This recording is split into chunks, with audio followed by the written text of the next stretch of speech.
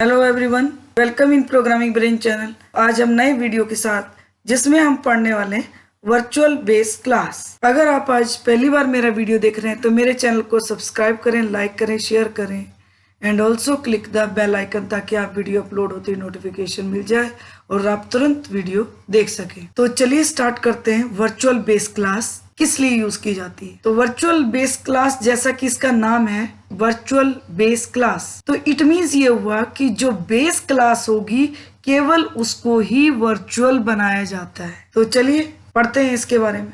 तो ये है, देखिए, वर्चुअल बेस क्लास। तो वर्चुअल बेस क्लास का हम यूज कहाँ करते हैं और किस लिए किया जाता है, इसको पढ़ने से पहले मैं आपको थोड़ा हाइब्रिड इनहेरिटेंस का कंसेप्ट बताना चाहूंगी ताकि आपको ये आसानी से समझ में आ जाए।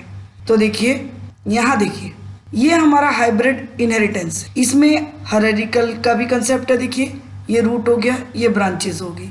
और हाइब्रिड का भी है कि एक क्लास से दो ड्राइव क्लास हैं, दो ड्राइव क्लास से हमारी डी क्लास ड्राइव हो रही है। देखिए, ए से बी एंड सी दो क्लासेस हमारी ड्राइव हो रही हैं और ये दोनों इनहेरिट कर रही हैं किसकी प्रॉपर्टीज? ए की। और जब डी हमारी ड्राइव होगी बी एंड सी से, तो ए की देखिए डुप्लीकेट कॉपी जाएगी, यहाँ बी के थ्रू भी जाएगी और सी के थ्रू भी जाएगी, जबकि इन दोनों के पास सिंगल कॉपी है ए की। लेकिन डी में दोनों से ए की प्रॉपर्टीज जाएंगी। तो ऐसे में ये कंफ्यूजन हो जाता है कि ये कौन सी वैल्यू को यूज करेगा। तो ये डुप्लीकेट कॉपी जा रही है, देखिए बी एंड सी की दो कॉपी जा रही है। तो ये दो कॉपी ना जा करके एक सिंगल कॉपी ही ले, उसके लिए हम वर्चुअल बेस क्लास का यूज करते हैं। हम जो बेस क्लास है हमारी ए, उसको हम वर्चुअल बना देते हैं ताकि हमारा जो ये डबल कॉपी जा रही है इसको डबल ना लेकर के सिंगल ही यूज करेगा। तो चलिए अब हम पढ़ते हैं बेस क्लास के बारे में। तो पहले हम इसकी डेफिनेशन पढ़ लेते हैं, फिर हम प्रोग्राम बना करके समझेंगे। The virtual base class is used when a derived class has multiple copies of the base class. Virtual base class use की जाती है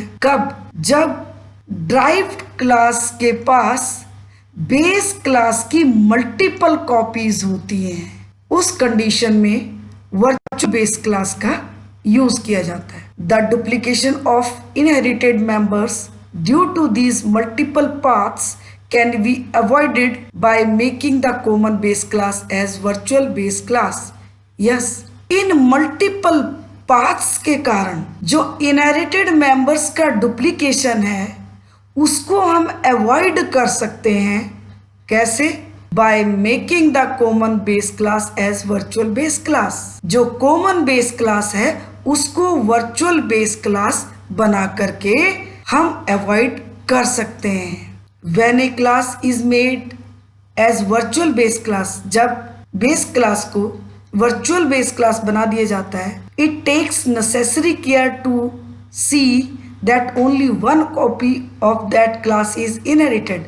तो उस कंडीशन में तो ये बहुत केयरफुली चेक करता है कि केवल एक कॉपी ही इनहेरिटेड क्लास की यूज की जाए। तो ये था हमारा वर्चुअल बेस क्लास। चलिए अब हम प्रोग्राम बना करके इसको और अच्छी तरह से क्लियर करते हैं। तो देखिए, ये हमारा प्रोग्राम है। हमने हेडर फाइल खोली है, उसके बाद क्लास ए लिया हमने, उसके अंदर मैंने पब्लिक मेंबर ले लिया ए, और यहाँ पे क्लास D1 ली है जो कि ड्राइव क्लास है किसकी? ए की, पब्लिकली इनहेरिट हो रही है। इसमें भी एक मेंबर ले लिया मैंने D1, ये क्लास क्लोज हो गया। फिर एक क्लास और बनाई हमने D2, वो भी किससे डिराइव हो रही है? पब्लिक ए से। तो देखिए, ए क्लास से D1 एंड D2 दो क्लासेस डिराइव हो रही हैं और अब इन दोनों क्लासेस से D3 नाम की क्लास जो है वो ड्राइव हो रही है किससे? D1 और D2 से। तो देखिए, class D3 publicly D1 coma public D2, और उसमें भी एक मेंबर ले लिया हमने D3। अब देखिए, मेन के अंदर हमने D3 जो क्लास है, जो ड्राइव्ड क्लास है किसकी? D1 और D2 की, उसका ऑब्जेक्ट क्रिएट किया। अब ऐसे में obj.a equal to 20, obj.a equal to 50, ये दोनों ही केस में एरर देगा, क्योंकि देखिए अब वो D1 के थ्रू भी ले रहा है और D2 के थ्रू भी ले रहा है, तो उसे ये नहीं पता चल रहा है कि मुझे कौन सा अप्लाई करना है, इसलिए वो एरर देगा। और obj.d1 इक्वल टू 30 इसको लेगा, obj.d2 इक्वल टू 60 इसको भी लेगा, obj.d3 इक्वल टू 80 इसको भी लेगा, लेकिन इन दोनों में एरर देगा। और यहाँ हमने सी आउट करा दिया obj.a, obj.d1, obj.d2, obj.d3, लेकिन यहाँ तो ये एरर देगा। अब हमें इस डुप्लीकेशन को रिमूव करने के लिए क्या करना होगा, हमें जो हमारी बेस क्लास है a, इसको वर्चुअल बनाना होगा ताकि डुप्लीकेशन हम रिमूव कर सके। तो देखिए यहाँ ये क्या कह रहा है, both D1 and D2 inherit a। Yes, D1 और D2 दोनों इनहेरिट कर रहे हैं किसको, a को। They both have a single copy of a, दोनों के पास एक एक कॉपी है इसकी, a की प्रॉपर्टीज की। However D3 inherit both D1 and D2। Yes, और जो D3 है हमारी वो इनहेरिट कर रही है किन क्लासेस को, D1 एंड D2 को। Therefore D3 have 2 copies of A, इसलिए D3 के पास 2 कॉपी होंगी किसकी, A की। ये देखिए D3 D1 और D2 से इनहेरिट हो रही है, तो इसके पास 2 कॉपी होंगी किसकी, A की, क्योंकि ये दोनों क्लासेस जो है हमारी, देखिए ये देखिए ये A से डिराइव हो रही है। देखिए तो one from D1 and another from D2, एक D1 से एक D2 से। To remove multiple copies of A from D3, तो अब D3 से मल्टीपल कॉपीज A प्रॉपर्टी की रिमूव करने के लिए we must inherit A in D1 and D3 as virtual class. तो हमें क्या करना होगा, A क्लास जो है हमारी उसको हम वर्चुअल क्लास बना करके, तो D1 एंड D2 को इनहेरिट करेंगे A क्लास को वर्चुअल बना करके। तो चलिए अब हम इसके एरर को, इसके डुप्लीकेशन को दूर करते हैं। कैसे, A क्लास को वर्चुअल बना करके डिराइव करना क्लासेस को। तो चलिए इसी को हम वर्चुअल बना देते हैं प्रोग्राम को इसी में। तो देखिए यहाँ मैंने क्या किया है, ये देखिए ये वर्चुअल कीवर्ड को यूज कर दिया है किसके साथ, A क्लास के साथ। तो ये वर्चुअल कीवर्ड पब्लिक के बाद भी यूज कर सकते हो, पब्लिक से पहले भी यूज कर सकते हो, A क्लास को वर्चुअल बनाने के लिए। और अब हम देखिए वर्चुअल बना करके A क्लास को हम D1 को ड्राइव कर रहे हैं, इसी तरह से A क्लास को वर्चुअल बना करके हम D2 को डिराइव कर रहे हैं। और अब D3 को D1 और D2 से ड्राइव किया। और अब देखिए यहाँ पे अब कॉल करते समय मेन फंक्शन के अंदर ये क्या करेगा, तो देखिए सेम D3 का हमने ऑब्जेक्ट बनाया, obj.a इक्वल टू 20।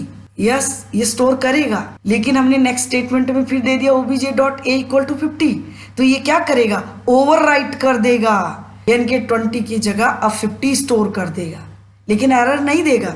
और obj.d1 30, obj.d2 60, obj.d3 80 ये सब लेगा। आगे हमने देखिए डिस्प्ले करा दिया obj.a को, obj.d1 को, obj.d2 को, obj.d3 को। अब यहाँ एक चीज़ आपने ध्यान दी कि हम लोग जो डेटा मेंबर्स हैं क्लासेस के, उनको ऑब्जेक्ट के साथ डायरेक्ट यूज कर रहे हैं। क्यों? क्योंकि हमने यहाँ पे पब्लिक मेंबर्स लिए हैं। ये देखिए ये सब पब्लिक मेंबर्स हैं, इसलिए अगर ये पब्लिक मेंबर्स नहीं होते तो हमें प्राइवेट होते या प्रोटेक्टेड होते तो हम इनको कैसे यूज करते, फंक्शन बना करके। तो देखिए अब क्या कह रहा है ये, now D3 have only 1 copy of A and statement 4 will overwrite the value of A। Yes, अब D3 एक ही कॉपी लेगा किसकी, A क्लास की, क्योंकि 2 क्लासेस के थ्रू आ रही थी, लेकिन अब ये एक ही कॉपी लेगा। जो स्टेटमेंट 4 है ये हमारा ओवरराइट कर देगा A की वैल्यू को किससे, 50 से। तो ये था हमारा कि हम वर्चुअल बेस क्लास का यूज कहाँ करते हैं, किस लिए करते हैं। तो चलिए इस प्रोग्राम को अब हम रन करके भी देख लेते हैं कंप्यूटर में। तो देखिए ये अभी हमने जो प्रोग्राम्स एग्जीक्यूट किए, चलिए उनको हम रन कर रहे हैं। तो ये पहला प्रोग्राम है जो ये अभी हमने जो पहले एग्जीक्यूट किया था, तो हम पहले उसको रन कर रहे हैं प्रोग्राम को। और एक चीज़ और याद रखिएगा, हमेशा जो वर्चुअल क्लास बनाते हैं हम बेस क्लास को ही बनाएंगे और ड्राइव क्लास को कभी वर्चुअल नहीं बनाया जाता है।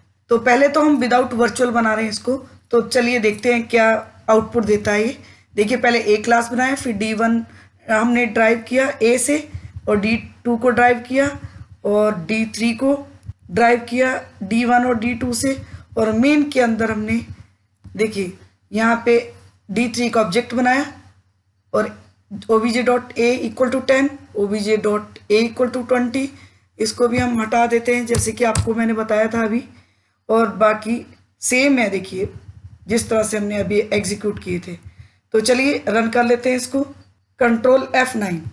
ये देखिए अब ये एरर दे रहा है यहाँ पे कि मेंबर इज एम्बिगियस, जैसा कि अभी मैंने आपको बताया था। तो आउटपुट इसका नहीं देगा क्योंकि एरर है, तो आउटपुट देगा ही नहीं। तो चलिए अब हम बेस क्लास को वर्चुअल बना करके इसको रन करते हैं, क्योंकि तो चलिए अब हम वर्चुअल के साथ करते हैं इसको। तो देखिए ये मैंने यहाँ पे बेस क्लास को वर्चुअल बना दिया, क्योंकि जैसे कि मैंने आपको बताया केवल बेस क्लास को ही आप वर्चुअल बना सकते हो, ना कि ड्राइव क्लास को वर्चुअल बना सकते हैं। और देखिए यहाँ वर्चुअल पब्लिक ए से ड्राइव हो रही D1, वर्चुअल पब्लिक ए से ड्राइव हो रही है D2, और D3 D1 और D2 से ड्राइव हो रही है। और सेम एक एक मेंबर लिया है तीनों में। और देखिए यहाँ पे D3 का ऑब्जेक्ट बनाया, और obj.a10, obj.a20, obj.d1 30, obj.d2 40, obj.d3 50, और इनको डिस्प्ले करा दिया।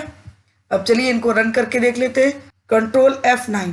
देखिए a की वैल्यू 10 ना लेके 20 ली, क्योंकि जो बाद में दी हमने उसको ओवरराइट कर दिया उसने, और D1 को डिस्प्ले कर दिया, D2 की वैल्यू डिस्प्ले कर दी, D3 की वैल्यू डिस्प्ले कर दी।